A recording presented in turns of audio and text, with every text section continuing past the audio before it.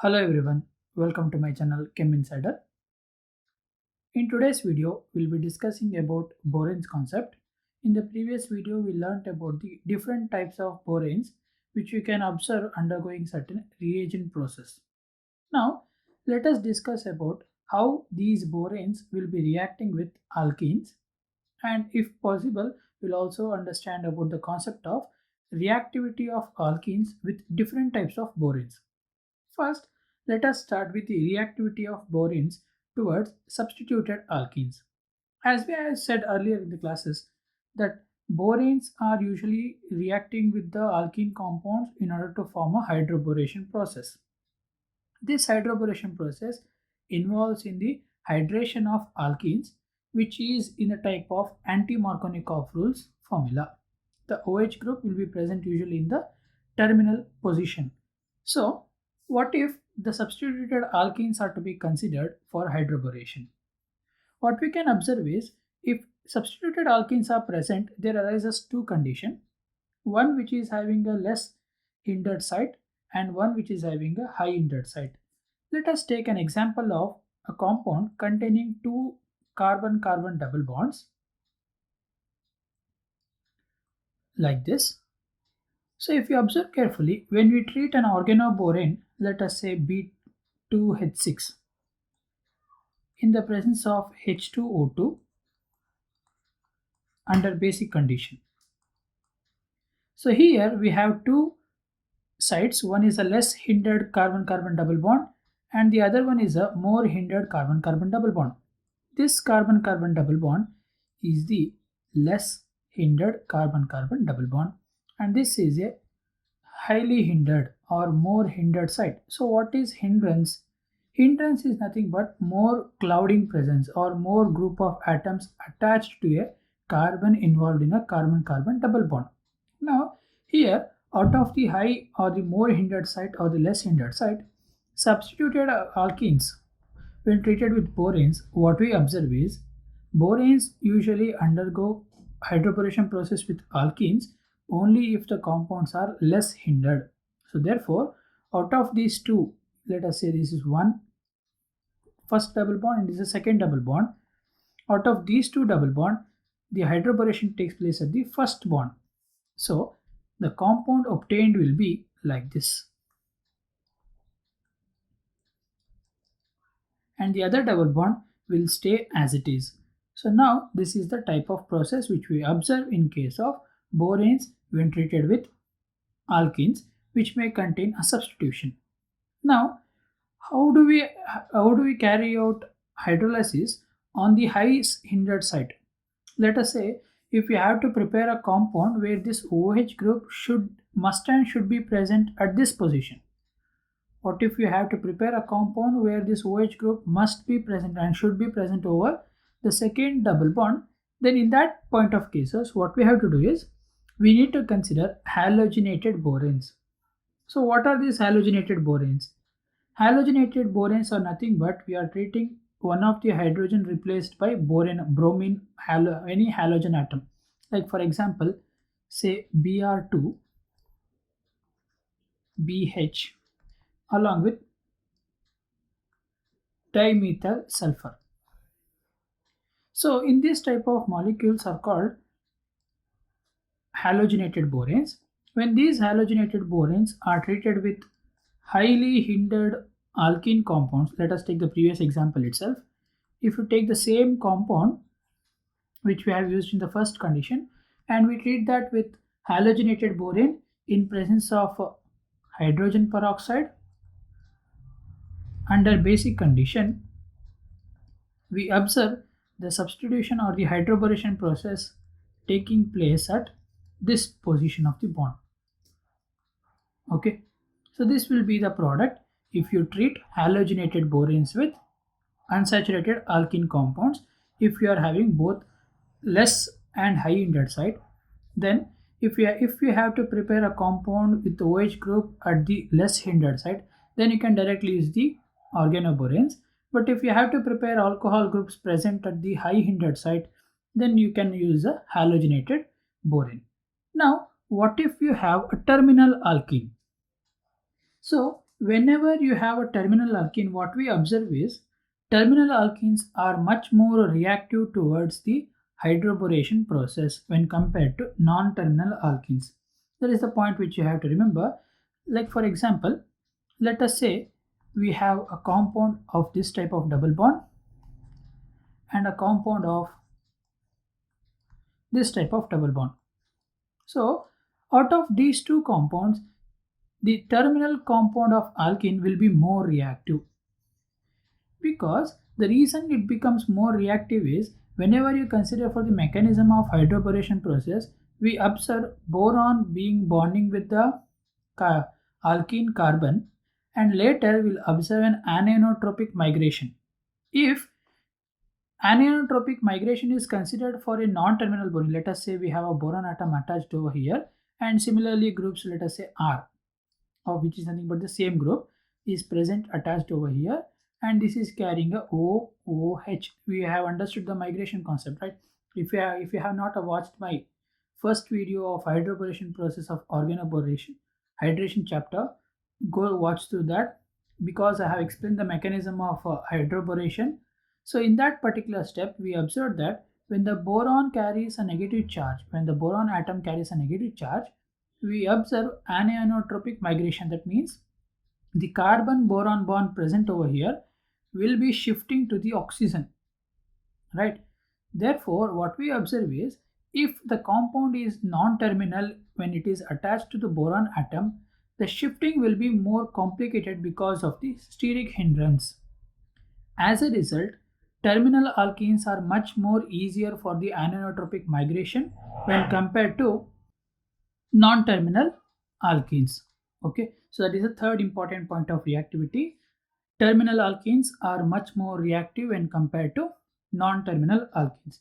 Next is the fourth important type of alkenes, that is isomers. What if you have Z isomer and E isomer of alkenes? Z and E are nothing but what we can say as cis and trans. So what we observe is cis isomers are much more easier towards the, or much more attracted towards the hydroboration process. That is, if you consider a cis isomer of this type and a trans isomer, we can clearly say that cis isomer are more reactive than trans isomer. So whenever you have compound, so let us consider an example. Let us take an example to understand this cis and trans reactivity.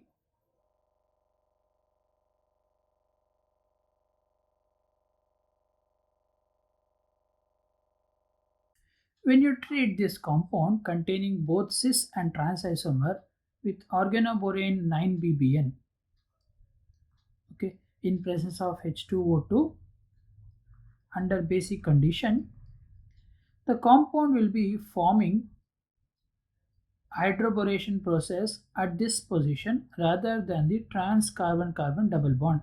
That is because cis isomer or the Z isomers are more reactive towards the hydroboration process. Okay, so these 4 points are important to understand the reactivity of borons towards alkene compounds.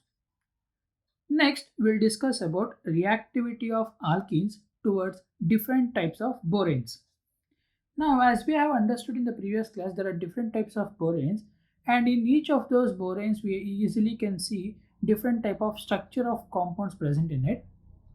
Due to the complicated structure present in those boranes, some of the borane will be more reactive towards an alkene compound, and some of them will be less reactive. Maybe because of the steric hindrance, because of the presence of a complicated hexa six-membered ring or a bicyclic ring, etc. So now let us discuss about how alkenes are reactive towards different types of borane. The first type of borane which we are going to discuss about the reactivity is catechol borane. I have not explained the catechol borane type in first video. So catechol borane is nothing but a indole type of a structure, but will be having a 5-membered ring containing 2 oxygen atom present in it, like this. So this is the structure of catechol borane. So This catechol borane has a very complicated reactivity, that is, it is very less reactive, and even though if you have to react catechol boranes with any of the alkenes, you need to provide very high temperature. But its reactivity and selectivity drastically increases if you use a ruthenium complex. If you use ruthenium complex as an intermediate, like for example RH PPH3 thrice Cl. Now let us go for an example. Let us consider only one type of an alkene to explain all the different types of reactivity of this particular alkene with different types of boranes. So when you treat a cyclopentene with catechol borane,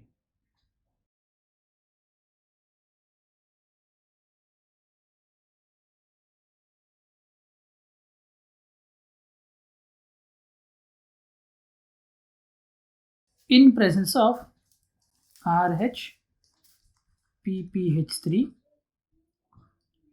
thrice Cl. So since we are using RHPPH3Cl, the compound which you are going to obtain when you treat catechol borane with a cyclopentene is like this: B O O and a benzene ring. So this will be the compound which you are going to obtain. Once you add H2O2 and in the presence of basic condition, this catechol borane will break down the bond. As a result, we will obtain our desired alcohol. Okay, so this is about the catechol borane. Remember, the reaction is fast and the reactivity increases only if you use catechol borane along with RHPPH3 thrice Cl. Next, the second type of reactivity of alkenes with diisocamphenyl borane, which we can also consider as IPC twice BH. So, when you treat this type of borane, diisocamphenyl borane is very reactive towards cis alkenes. The reason being, the cis alkenes are very diisocamphenyl borane being more reactive towards the cis alkenes is because of the structure of cis alkenes. Since the substitutions present on this alkene are on the same side, the diisocamphenyl has a multiple bonds attached with two camphene structures. As a result, if the compounds are trans to one another, if the alkene substitution are trans to one another, then we can observe some steric hindrance for the bond to be attracting. So therefore, when you treat IPC twice, that is diisocamphenyl borane with an alkene, cis alkene, the reactivity will give us a compound which will be forming. Let us take H2O2 itself, H2O2 and OH minus. This will be giving us an alcohol like this. So when you treat a diisocamphenyl borane with a trans alkene, we clearly can say that there is no much of a reaction carrying out in a faster process. So therefore, what we do is, if we have to carry out a hydroboration of cis alkene, then the best reagent to use is diisocamphenyl borane. But if you have to if you have to prepare alcohol from a trans alkene, then the best reagent which you can use is monoisocamphenyl borane. So what we can say is monoisocamphenyl borane are much more reactive towards the process of hydroboration towards trans alkene. Let us take an example.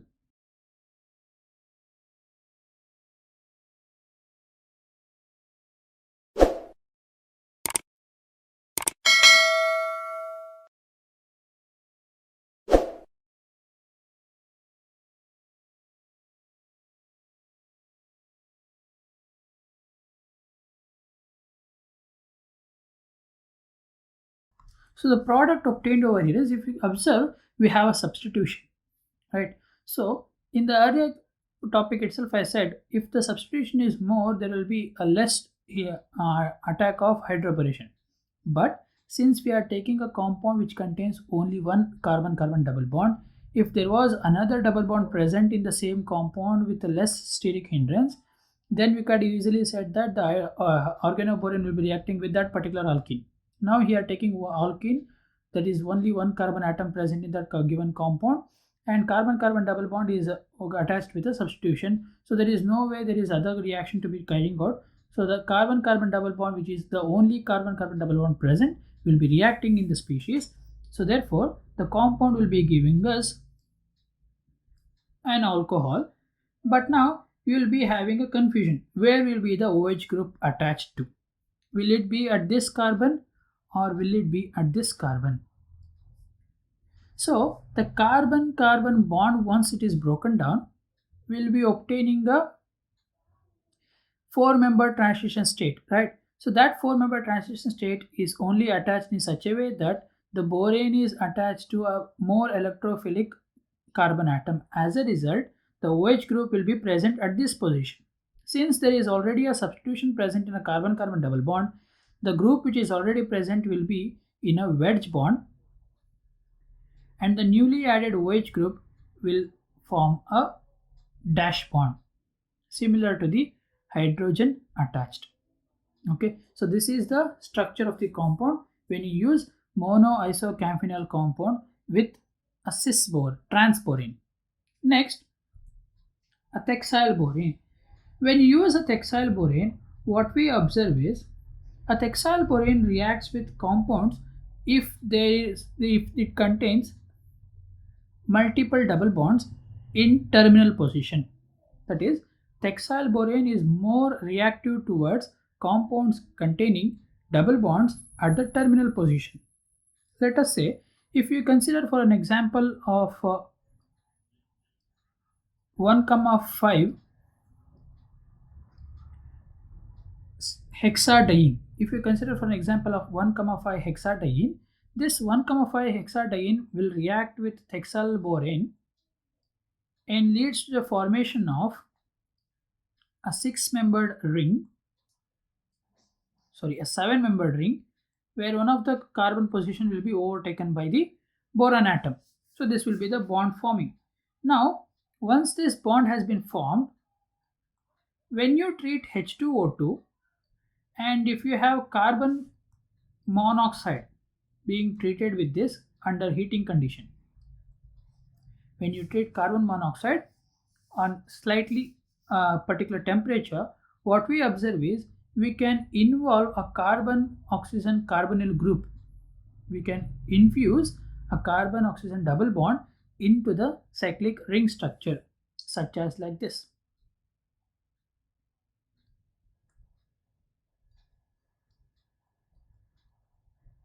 So if you want, you can now write down the structure